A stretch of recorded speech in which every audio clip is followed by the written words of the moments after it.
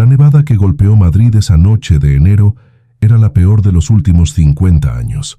Carmen Ruiz, 26 años, camarera en un pequeño restaurante de Vallecas, estaba cerrando el local cuando la vio. Una anciana, quizás 80 años, sentada en el banco helado frente al restaurante, temblando bajo un abrigo demasiado delgado, sin guantes ni bufanda. La nieve se acumulaba en su cabello gris, en su rostro arrugado, en sus hombros encorvados. Carmen se acercó, y lo que la anciana susurró con voz rota le heló la sangre. «No tengo dónde ir. Mi hijo no responde al teléfono. Por favor, no me deje aquí a morir de frío». Carmen, que vivía en un estudio de 25 metros cuadrados y apenas ganaba para sobrevivir, tomó la decisión más loca y más justa de su vida. Llevó a la anciana a su casa. 24 horas después, un hombre en traje Armani llamaría a su puerta con un cheque que lo cambiaría todo. Pero la verdadera historia, la que nadie esperaba, era mucho más profunda de lo que el dinero podía comprar. Madrid se había transformado en una extensión blanca y hostil. La nevada, iniciada por la tarde como una inocente ráfaga de copos, se había convertido en una tormenta feroz que había paralizado la ciudad. Los transportes públicos estaban detenidos, las calles intransitables, las temperaturas desplomadas a menos 15 grados. Las autoridades habían emitido alertas rojas, invitando a todos a quedarse en casa. Carmen Ruiz había hecho el turno más largo de su vida en El Rinconcito, el restaurante de barrio donde trabajaba desde hacía 3 años. A 26 años, licenciada en literatura pero sin perspectivas, había aceptado ese trabajo de camarera para pagar el alquiler de su estudio en Vallecas, uno de los barrios más humildes de Madrid. Sus padres, agricultores en Extremadura, también tenían dificultades. No podía pedir ayuda a nadie. Esa noche los clientes habían sido poquísimos, solo algunos valientes que vivían cerca. El propietario, señor García, había cerrado temprano y se había ido corriendo a su casa en Malasaña. Carmen se había quedado a limpiar, a ordenar, a hacer el inventario. Eran casi las 11 cuando finalmente apagó las luces y salió a la tormenta. El frío la golpeó como una bofetada. La nieve le entraba en los ojos, en la nariz, le congelaba las pestañas. Su abrigo delgado, comprado en el mercadillo 3 años atrás, no bastaba. Las botas gastadas se llenaban de nieve con cada paso. El metro más cercano estaba a 20 minutos a pie y ni siquiera sabía si seguía abierto. Fue mientras caminaba con la cabeza baja contra el viento que la vio. Una figura oscura en el banco, frente al restaurante, cubierta de nieve como una escultura olvidada. Al principio pensó que era un montón de ropa abandonada. Luego la figura se movió ligeramente y Carmen comprendió con horror que era una persona. Se acercó corriendo, resbalando en la nieve. Era una anciana, quizás 80 años, con un rostro arrugado marcado por el tiempo y el dolor. Vestía un abrigo negro demasiado delgado para ese frío asesino, sin guantes, sin bufanda, sin gorro. La nieve se había acumulado en su cabello gris recogido en un moño deshecho, en los hombros encorvados, en las manos nudosas que apretaba juntas en un intento desesperado de calentarse. Sus ojos, cuando se alzaron para mirar a Carmen, eran de un azul deslavado pero aún lúcido. Había dignidad en esos ojos y vergüenza, y una resignación que partía el corazón. Los labios, violetas por el frío, se movieron apenas. La voz que salió era delgada como un hilo de hielo.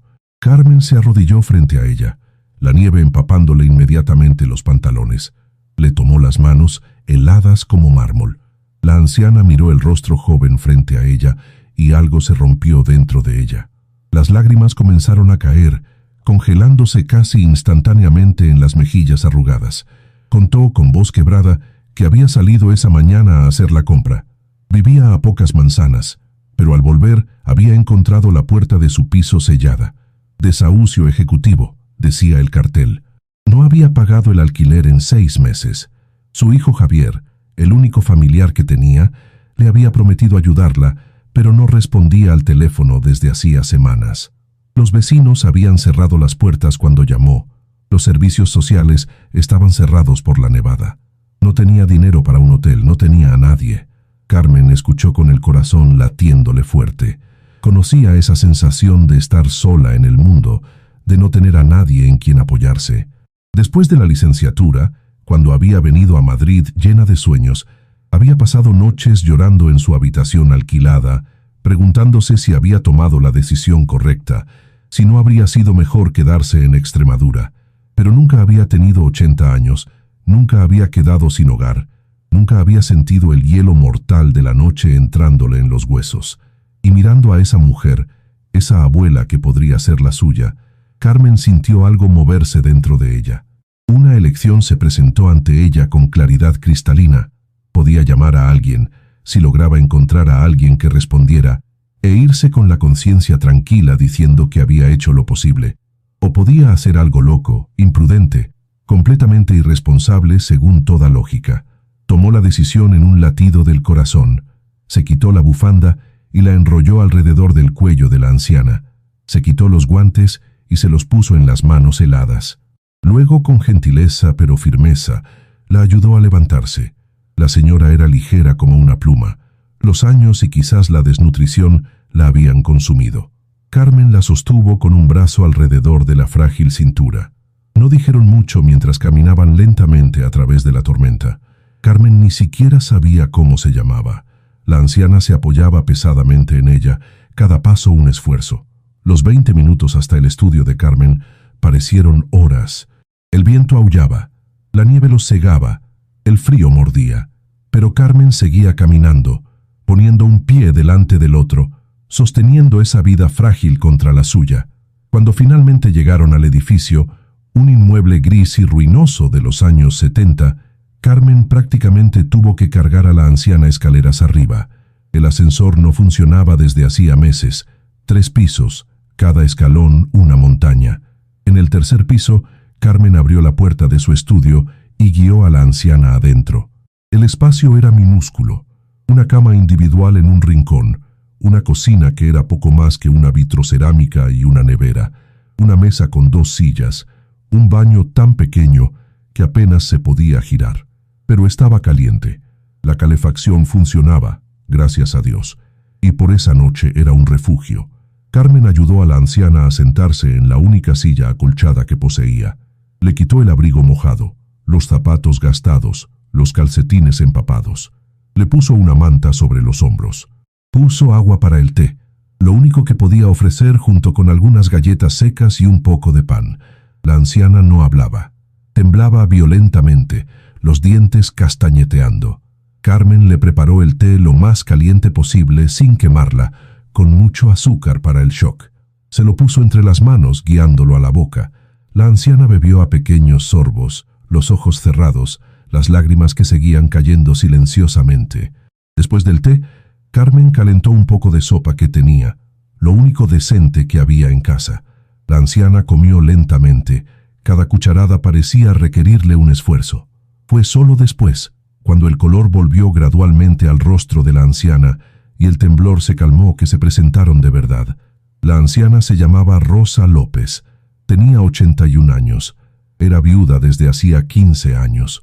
Su marido había sido artesano, un buen hombre que había trabajado duro toda su vida. Habían tenido un hijo, Javier, que se había ido a vivir al extranjero por trabajo, o al menos eso decía. En realidad, Rosa sospechaba que su hijo la evitaba, avergonzándose de ella, de su pobreza, de su vejez. En los últimos años, Rosa había vivido de una pequeña pensión que apenas bastaba para el alquiler y la comida.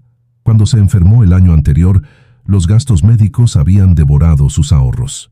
Había empezado a no pagar el alquiler, esperando que Javier respondiera a sus llamadas, que viniera en su ayuda, pero las llamadas quedaban sin respuesta, y ahora estaba aquí, sin hogar, salvada por una desconocida que no le debía nada.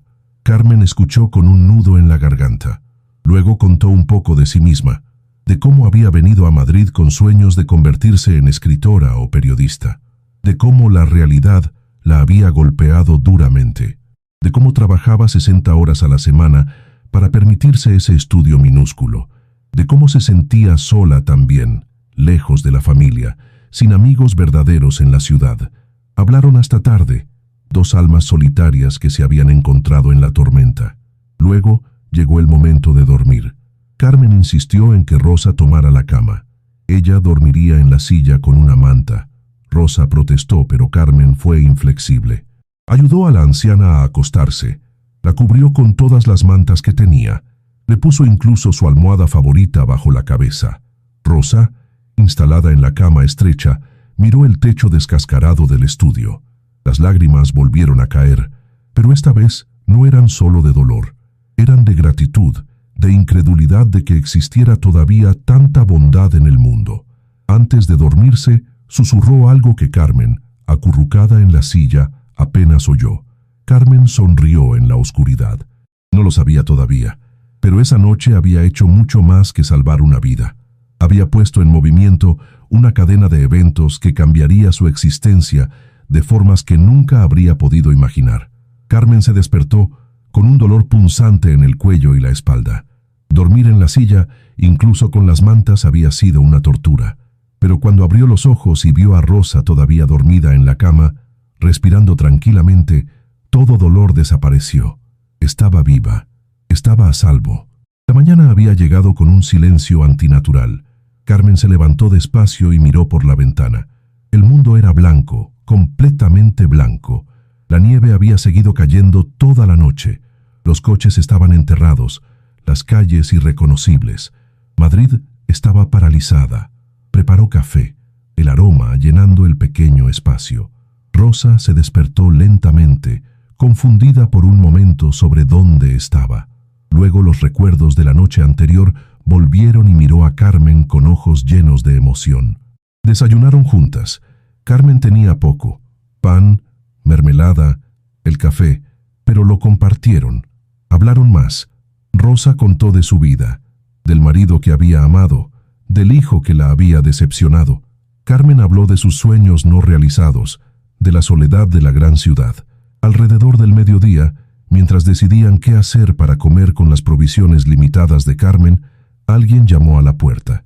Fuerte, insistente. Carmen se levantó sorprendida. No esperaba a nadie, y prácticamente nunca tenía visitas. Miró por la mirilla y se quedó sin aliento. Afuera había un hombre de unos 40 años, en un impecable traje Armani oscuro, abrigo de cachemira, zapatos brillantes que no pertenecían a ese edificio degradado. Era alto, distinguido, con cabello oscuro apenas canoso en las sienes y una mandíbula cuadrada. Junto a él había otros 2 hombres, claramente guardaespaldas o asistentes. Carmen abrió la puerta lentamente, confundida y un poco asustada. El hombre la miró con ojos que eran una mezcla de alivio, ansiedad y algo más que no lograba identificar.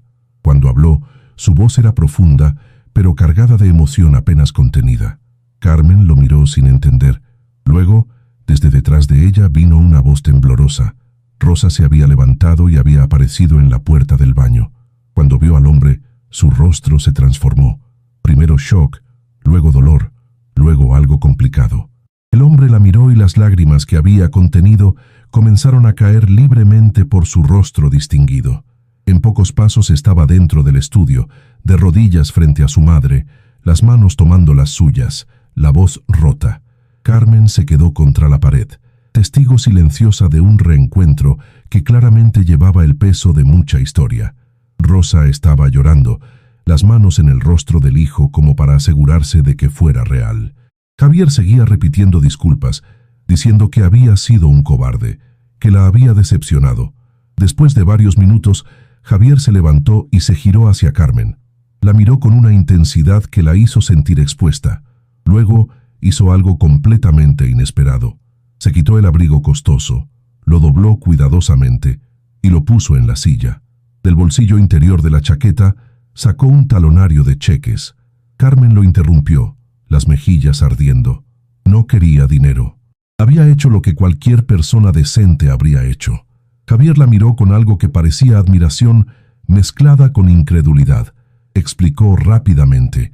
Era empresario, propietario de una cadena de hoteles de lujo en toda Europa. ¿Te está gustando esta historia? Deja un like y suscríbete al canal. Ahora, continuamos con el vídeo. Había vivido en Londres durante años construyendo su imperio. Su padre había muerto 15 años atrás dejando deudas. Javier había trabajado como un loco para pagarlas y construir algo. En el proceso, se había alejado de su madre.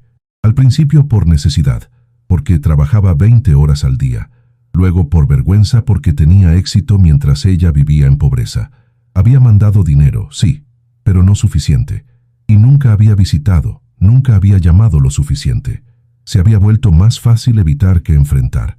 Cuando la había llamado el día anterior, después de meses de silencio, había descubierto que el número ya no funcionaba. Preocupado, había tomado el primer vuelo desde Londres. Había llegado a su piso para encontrarlo sellado. Ningún vecino sabía dónde estaba. Había pasado la noche buscándola, llamando a hospitales, comisarías, refugios. Al alba, había encontrado a un vecino que había visto a una joven mujer llevársela durante la tormenta. Con ayuda de cámaras de vigilancia y un equipo de investigadores, la había rastreado hasta aquí. Carmen escuchó, abrumada. Miró a Rosa, que miraba a su hijo con ojos que contenían perdón y amor, a pesar de todo el dolor. Miró a Javier, que claramente se odiaba por lo que había hecho. La dinámica era complicada, dolorosa, pero había amor allí. Amor herido, pero real. Javier volvió a su oferta. No era caridad, dijo. Era gratitud por haber salvado a la persona más importante de su vida. Era respeto por el tipo de persona que era Carmen, alguien que daba incluso cuando no tenía nada que dar. Quería ayudarla, si ella se lo permitía. Carmen vaciló. Su orgullo le decía que rechazara.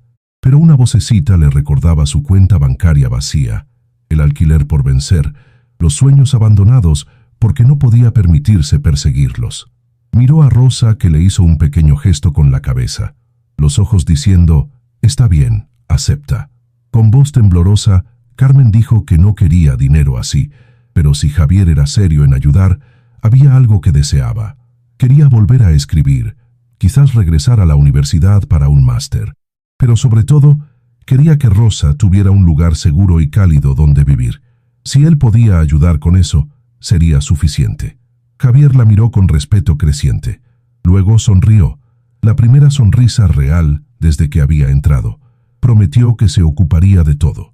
Rosa tendría el mejor piso que pudiera encontrar, con asistencia si fuera necesario, y para Carmen pagaría su educación, lo que quisiera estudiar, no como caridad, sino como inversión en una persona que había demostrado tener el tipo de carácter que el mundo necesitaba desesperadamente.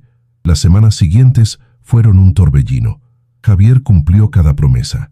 Encontró para Rosa un hermoso piso en Salamanca, luminoso y cálido, con una cuidadora gentil. Rosa lloró cuando lo vio, no pudiendo creer que después de tanta lucha pudiera terminar en algún lugar tan hermoso. Para Carmen, Javier pagó la inscripción a un máster en escritura creativa en la Universidad Complutense, más una beca mensual que le permitía dejar el restaurante y concentrarse en los estudios. Carmen protestó, pero Javier fue inflexible. Nació una amistad improbable entre los tres. Carmen visitaba a Rosa 2 veces por semana, llevándole dulces y contándole de las clases. Rosa se había convertido en la abuela que nunca había tenido. Y Javier, que al principio venía solo para ver a su madre, comenzó a quedarse más tiempo cuando Carmen estaba allí. Hablaban de libros, viajes, sueños. Carmen descubrió que detrás del empresario había alguien profundamente solo, que había sacrificado las relaciones por el éxito. Javier estaba fascinado por Carmen, no solo por lo que había hecho, sino por quién era, inteligente, amable, con sueños que no involucraban dinero, sino significado, tan diferente de las mujeres de su mundo. Carmen se encontraba pensando en Javier más de lo debido. Inicialmente era gratitud, se decía, pero luego notaba cómo su corazón latía más fuerte cuando llegaba, cómo buscaba su mirada. Era una locura. Él era millonario, ella una excamarera que estudiaba con su dinero. Rosa observaba todo con ojos sabios. Veía cómo su hijo miraba a Carmen, cómo ella se sonrojaba. 2 almas solitarias demasiado asustadas para admitir sus sentimientos.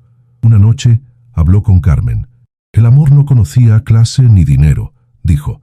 Si había sentimientos verdaderos, no debían negarse por miedo. Pero Javier debía volver a Londres por 6 meses. La noche antes de partir, organizó una cena en la terraza panorámica de su hotel, con vista a la Gran Vía iluminada. Fue mágica. Rosa se retiró temprano dejando a Javier y Carmen solos bajo las estrellas. El silencio era cargado. Carmen sabía que debía decirlo ahora o nunca. Con voz temblorosa, confesó que lo amaba.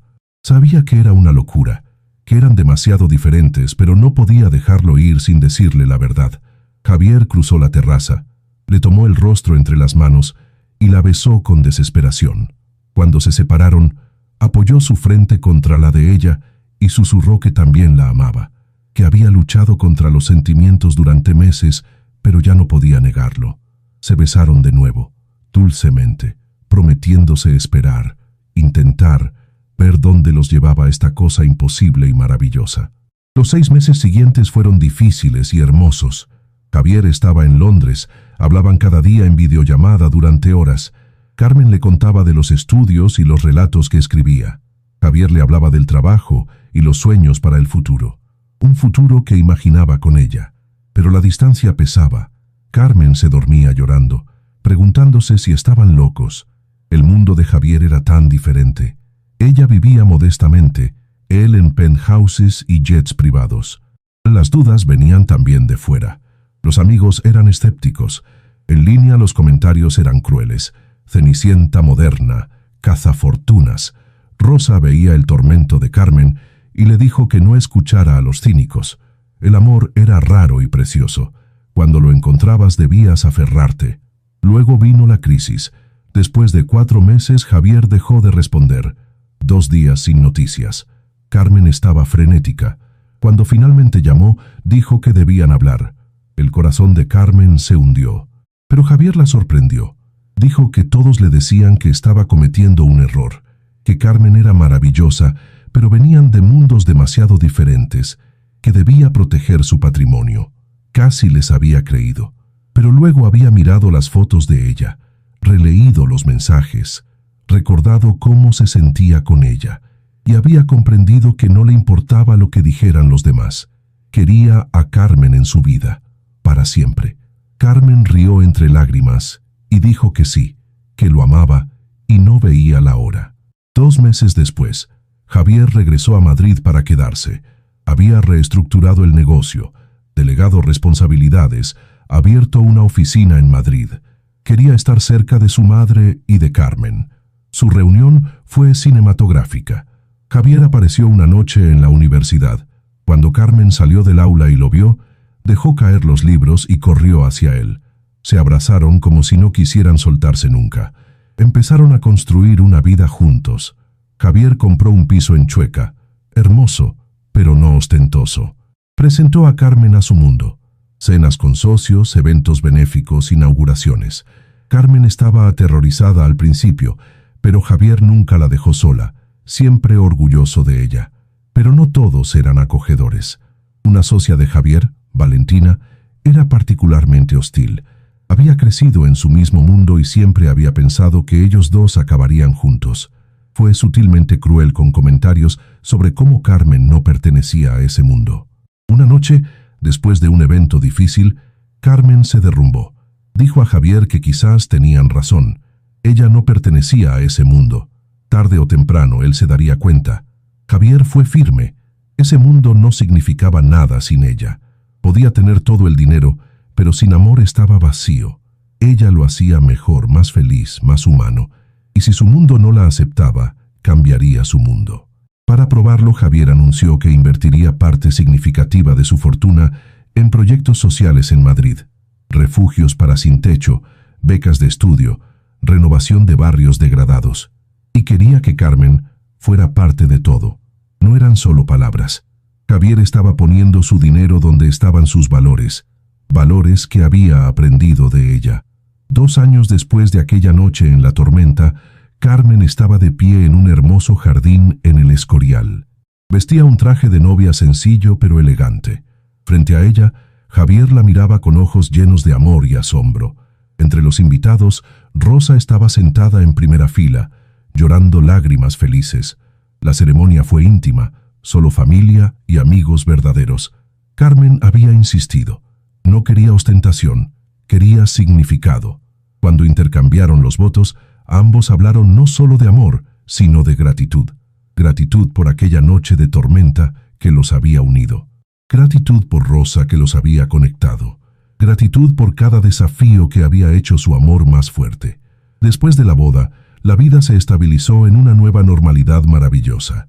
Carmen terminó su máster y publicó su primera novela, una historia basada en su experiencia.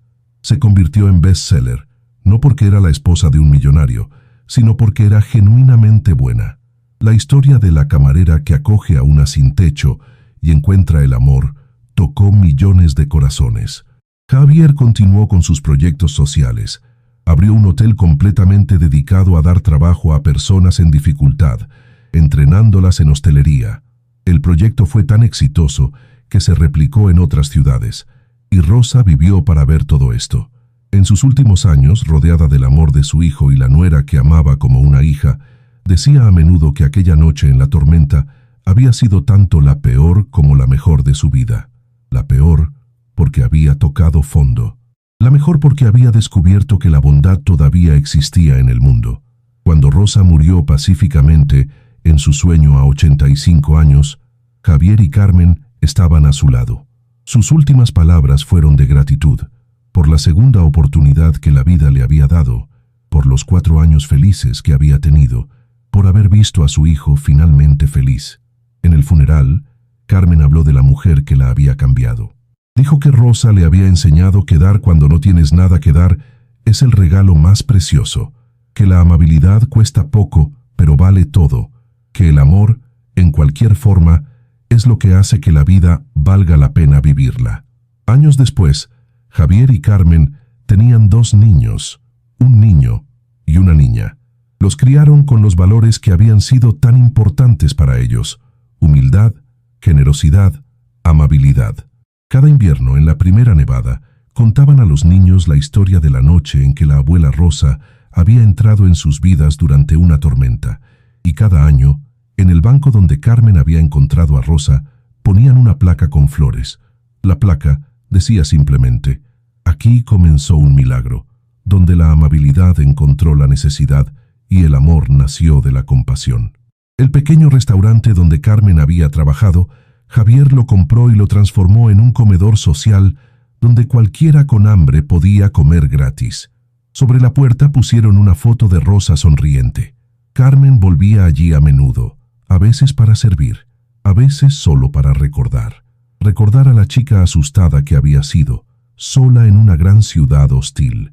Recordar la elección que había hecho esa noche, de ser amable a pesar del miedo y la incertidumbre. Recordar que esa elección había cambiado no una sino 3 vidas, porque al final la historia no era realmente sobre una camarera pobre que se casó con un millonario. No era un cuento de Cenicienta, era algo más profundo. Era la historia de cómo un solo acto de amabilidad puede crear ondas que tocan vidas de formas imposibles de predecir. Era la historia de cómo el verdadero valor de una persona no se mide en dinero, sino en carácter. Era la historia de cómo el amor, el verdadero amor, puede nacer en los lugares más inesperados y sobrevivir a los desafíos más duros. Y cada vez que alguien le preguntaba el secreto de su felicidad, Carmen sonreía y decía lo mismo: elige la amabilidad, siempre, incluso cuando cuesta, especialmente cuando cuesta, porque nunca sabes qué vida estás salvando, nunca sabes qué bendición estás invitando, nunca sabes cuándo esa elección de ver la humanidad en otro cambiará todo. La tormenta había pasado hacía mucho tiempo, pero lo que había traído, amor, familia, propósito, brillaba todavía, más fuerte que nunca. Taylor Leak, si crees que la amabilidad es el gesto más poderoso del mundo, comenta si tú también has ayudado a alguien en dificultad o has sido ayudado en un momento oscuro. Comparte esta historia para recordar que cada acto de bondad tiene el poder de cambiar vidas. Suscríbete para más historias verdaderas que demuestran cómo el amor y la compasión pueden transformar el mundo. A veces todo lo que se necesita para cambiar una vida es elegir ver la humanidad en otro, cuando todos los demás miran hacia otro lado. A veces el mayor tesoro no es lo que recibes, sino lo que das cuando casi no tienes nada que dar. Y a veces el amor más verdadero no nace de la suerte o la perfección, sino de compartir vulnerabilidad, de la elección mutua de decir, te veo, te elijo, a pesar de todo, porque al final son las conexiones humanas que creamos, no los bienes que acumulamos, las que definen el valor de nuestras vidas.